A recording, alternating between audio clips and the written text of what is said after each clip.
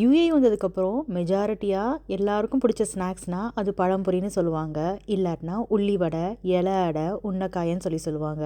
ஆனால் எனக்கு ரொம்ப பிடிச்சது இந்த கொச்சி கோயா இல்லாட்டினா அவல் இஸ்திரின்னு சொல்கிற இந்த ஸ்வீட் தான். டேஸ்ட்டு ரொம்ப ரொம்ப சூப்பராக இருக்கும். ரொம்ப திகட்டவும் திகட்டாது.